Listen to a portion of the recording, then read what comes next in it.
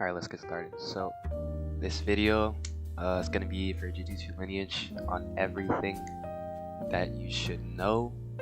Excuse my voice for being a little bit congested. I'm getting back from being sick, but it'll talk about everything in the game. I'll show you class trainers, what you need to know regarding progression, things like that. Realized the game was getting a lot of traction from non-rogue players, so just wanted to help out with that a little bit.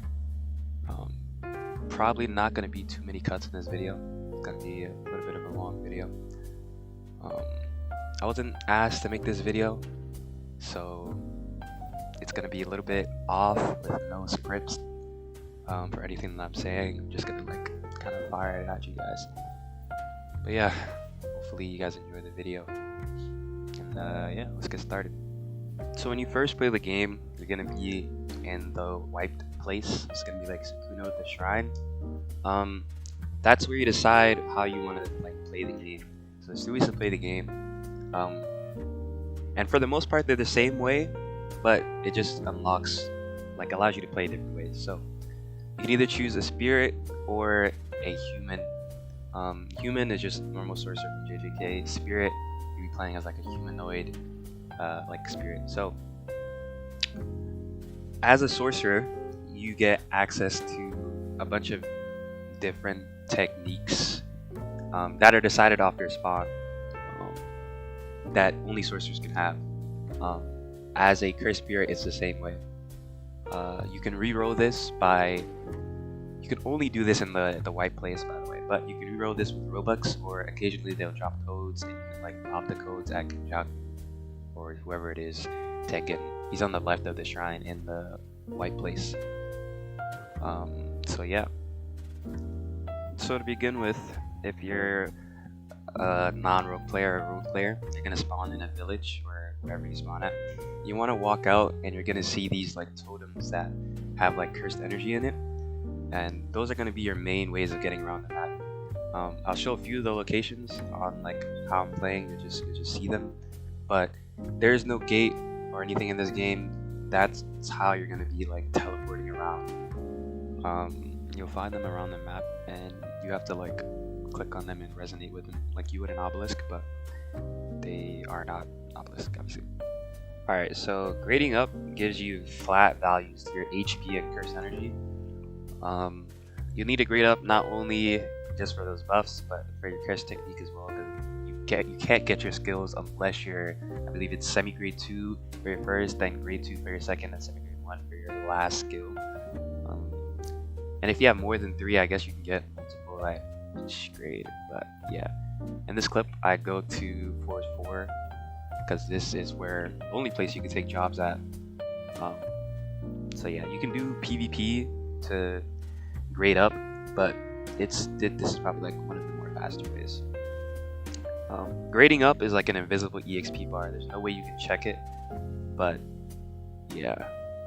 So here I take the quest. This is the Force 4 totem.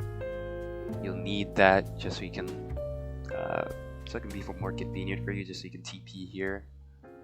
But yeah, once you take a quest, it'll flash real quick to show you where it is, but you can press C+B to see it again. If I look backwards, I could see the totem as well, but I just didn't in this clip. So yeah, grading goes from a scale of grade 4 all the way up to a special grade. Each gives you more HP and cursed energy, and later down it'll be used for stuff like domain, I don't know, maybe subclasses if they add it, just random stuff. So it's always good to keep grading up, having the max grade. Killing mushrooms gives you EXP, has a chance to drop a chest, and they'll give you something called a sacred knowledge. This is a book that you click, and you can get anything from this book. You can get EXP, money, your alignment, and also just flat out grade EXP to help you grade quicker. So yeah. Going back to techniques for a bit, once you reach the requirements for whatever it might be for your technique, whatever grade it is, you have to go to different places depending what race you are. So if you're a cursed spirit, you'll go to Kenjaku, which is in Sanguine Shrine. I'll have it up on the screen how to get there right now.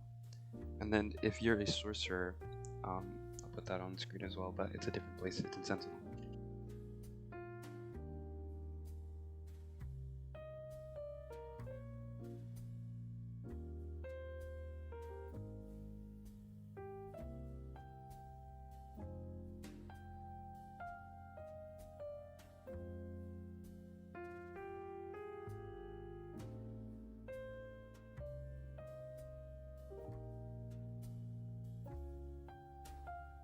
So yeah, that should be all that there is to progression really.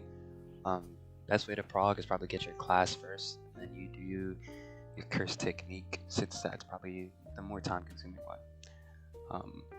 Another thing you need to know is blueprints. In this game, everything that's about your character will probably need a blueprint. So your clothes that give you other percentage or flat buffs, you'll need a blueprint for that, as well as ingredients that you get from things like crafting, or most of your ingredients are probably going to come from crates, chests that you get from assassinations, doing jobs, whatever whatever's going to give you a chest has a chance to give you an ingredient. There's not a lot of weapons that have special abilities yet. They're coming in. They won't be here until like earliest Friday, I heard, but I don't think they're even coming that early. So that's that. You'll need ingredients to craft your outfits and your weapons. Some of them will have special abilities later down the line, but you'll need to start getting them at least right now. Best way to grind this is probably doing jobs. If you want a more fun way, then PvP is probably more fun once you're reaching like, you know, higher grades and less like stuff you need to do for your prog. So yeah, I think that's about it. The rest of this video is just gonna be probably silence music, showing how people to get bases in advanced classes, because I know some people have been having trouble with that. But yeah, enjoy the rest of the video. I didn't get restored for this clip, by the way. Look at how I freeze. Oh my gosh, trash team. Anyways, but yeah, enjoy the rest of the video.